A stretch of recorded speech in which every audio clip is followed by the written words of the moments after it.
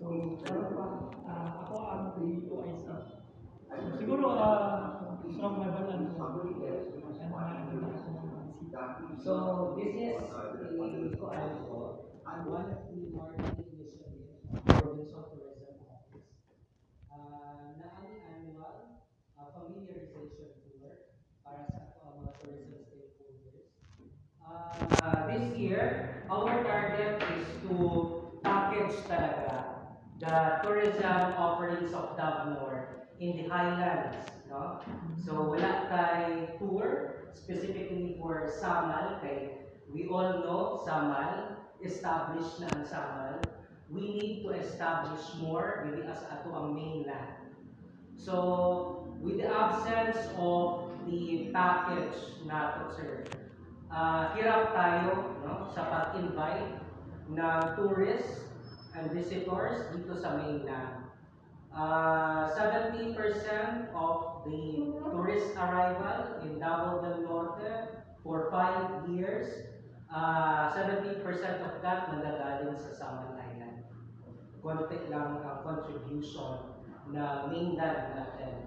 So that's why robust ang ating initiative para ma-solidify natin yung offerings and ma-market natin ang offerings ng ating mainland. So now, sir, is the tour operators composed of different various agencies from Tagu and Davao. So siguro ako personally wala kayo po na inform sa profile each. Siguro isa-isa na to, no? Paila-ila starting from ma'am. Good afternoon, I'm Jincy. I'm a regional tour guide of Hello po, good afternoon. My name is Jill Valdez. I'm actually from the academy and I am the program head of the tourism management program in St. Mary's College of Tagu. So I am here also to see also what's the beauty within Davao del Norte, since I am also from Davao de Oro and I wanted to see, no? Okay, minimal ra akong mga nakita, but now, and as I have joined the community guiding last September, I'm pretty sure that Davao del Norte will have this market, along, of course, with the help of other tour operators. Hey, I'm Jolma Big from OK Travel Agency. Yes, Giselle Bernardo, sorry. As one of community Na opisina ang sports review. So, today, kung makakita, kung mabantay mo sa mga LGUs, ang sports kay lalo na siya sa under sa mayor's office or other offices or section. Or ang youth, under sa LIDO, tapos sa other offices, mayors, planning, or sa NSWDO, and the rest. Pero dali sa Del Norte, opisina nila siya, department nila siya. Marang natin department nila siya sa Japan. So, hindi po siya department tungkol kay youth ordinary ang youth and sports. And at the same time, talapod sa diri Davao region na ay sports complex na functional yun kayo siya. Kung mabantayan ninyo, usually ang mga sports complex, ma-create na siya tungod lang kay na ay sa dako na event nga i-held sa LGU. Gani, sa mga Olympics, mabantayan ninyo, basta host ang sa country, na-check, create village, mga venues. But after the Olympics, mawala na siya. Tungod kay mahal kayo ang professional cost pag-maintain yan. But here in Mindanao, ang Davao del Norte, gabi na ang maning sports complex, which is natukod siya itong isugdat siya itong 11-11-11. So, November 11, 2011. And nahuman siya on 12-12-12. September 12, 2012. 1 year. Para dali naman yung naman. So, muna yung ato ang area, actually, mukod niya ato ang ginamahinambog dali sa Davao region, anti-sports complex. Tapos, sukat niya ato, pagtukod niya ni, na-maintain din siya. Hantod karon. Gani, for next year, siguro, mag-teaser itong National Academy of Sports. Pinakanya itong Davao Regional Sports Academy. Ma-under na siya sa National Academy of Sports sa Philippines.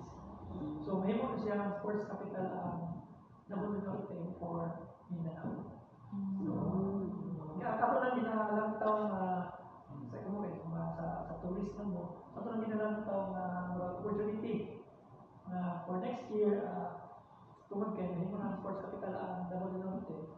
Daghan po tayo mga events, mga hosting, pang-buhat din sa ito ang So, sa ito ang sports complex, may few of the venues na nakakaroon. Sa taas, gikan sa upper left, kanang football field. Naatay kuan na football field. Tulo. Pitch A, which is the main, ang sa oval, tawag na ito nga, pitch A ang tawag na ito na. And then pitch B ito, sunod, and then pitch C. So tulo na siya ka pitches. Kana, mura na siya sa pitch B na area. So, dagan nung nag-held din ng mga football tournaments. Yan kung ayun doon last time ito Philippine Football League. Dili giheld sa itong pagdula kung tayo nag-ogilas. Kung nasa na yung husband, dito giheld ang mga dula. So, naka-host natin yan natin. So, every week po natin mga tournaments din sa football. Local or national tournaments. Next is kaning sa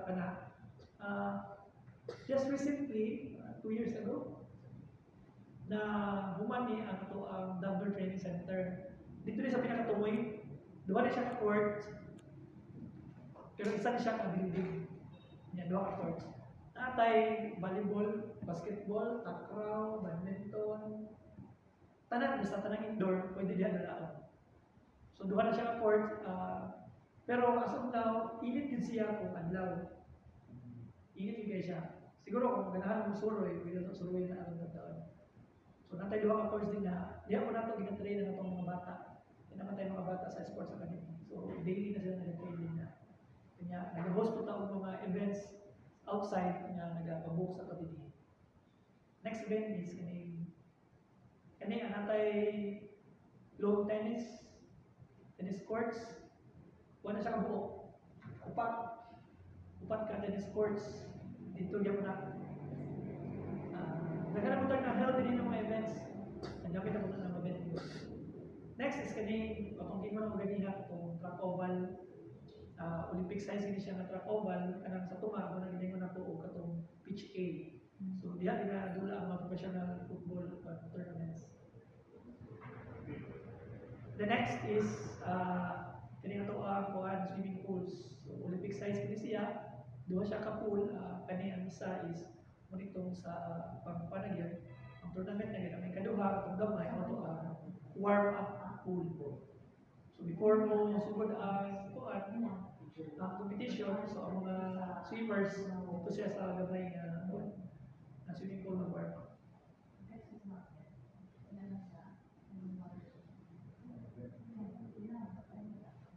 So, dito sa sports complex, makita ninyo, ibalik ang tubig. Daghan tayong mga events din na pwede i-host.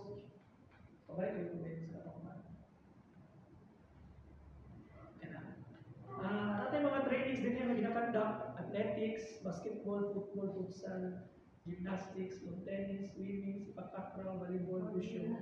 Naganit tayo chess, gihapon din yun, naganit tayo billiards, naganit tayo table tennis, naganit tayo boxing. Actually, walang napil din na ito. Kung kita nyo diha sa kilid na tayo, ginatawag na ito o Coliseo. Pero ito kung tama mga kaya Coliseo. Pero wala pa siya na human. Katunga pa lang na siya. Nandun sa gawas. Sige, Ben. So far no, sukat ito na tupod ni sports complex. Katong 2025, naka-host ang probinsya o palaro pambansa. Pwede na kung pwede ito po ito. So according sa that time, naka-declare ang DepEd na ito at that time the best palaro ever ito. siguro tungod kay kung usa ka organizer sa kaning mga palarong pambansa, ang ginapakita din sa mga participants niya na is naara din ha dool ang playing venues, naara din ha dool ang accommodation of visiting areas. So unlike sa ubang LGUs, sample lang nato ang Davao City. So kintahay ang mga game is basketball, which is ang ilahang mga venues kay dito sa layo kay na